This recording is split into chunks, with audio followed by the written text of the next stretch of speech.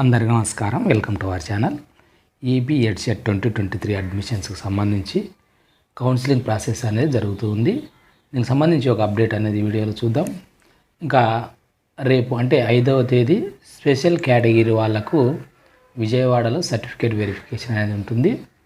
మీ సర్టిఫికేట్లన్నీ కూడా ఆన్లైన్లో స్కాన్ చేసి మీ స్పెషల్ కేటగిరీ సర్టిఫికేట్లు, అకాడమిక్కి సంబంధించిన సర్టిఫికేట్స్ అంటే 10th, ఇంటర్, డిగ్రీ ఇవన్నీ ఏమేమి చెప్పినానో నేను లిస్టులో అవన్నీ కూడా, ఇంకా ఎవరైనా చూడనట్లయితే ఆ వీడియో మన ఛానల్లో ప్లేలిస్ట్లో ఉంది, ఒకసారి చూడండి. ఇంకా వివరాల్లోకి వెళ్తే, ఎవరైతే సర్టిఫికేట్స్ స్కాన్ చేసి సరిగా అప్లోడ్ చేయని వాళ్ళు ఎవరైతే ఉంటారో వాళ్ళకి సంబంధించిన అప్డేట్ చూస్తే ఇక్కడ ఇచ్చినారు చూడండి. రీ upload of documents or information అని ఇవ్వడం అనేది జరిగింది.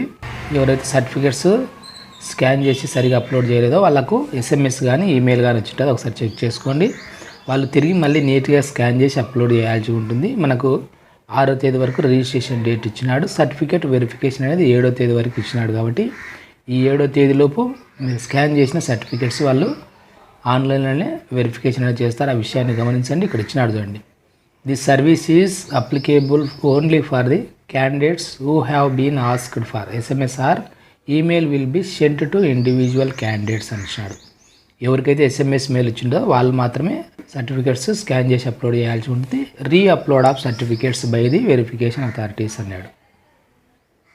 ఇంకా all other certificate verification will be processed online by the candidate competent authority as per the eligibility criteria అని ఇచ్చినాడు. కాబట్టి ఎవరికైతే మెసేజ్ ఇచ్చింటుందో వాళ్ళు మీ సర్టిఫికేట్స్ మళ్ళీ స్కాన్ చేసి అప్లోడ్ చేయండి, లేదంటే వెరిఫికేషన్ జరగదు, మీరు ఇబ్బంది పడతారు. Hall ticket number, date of birth enter చేసి మీరు సబ్మిట్ చేయాల్సి ఉంటుంది. అది ఫ్రెండ్స్ దీనికి సంబంధించిన అప్డేట్స్.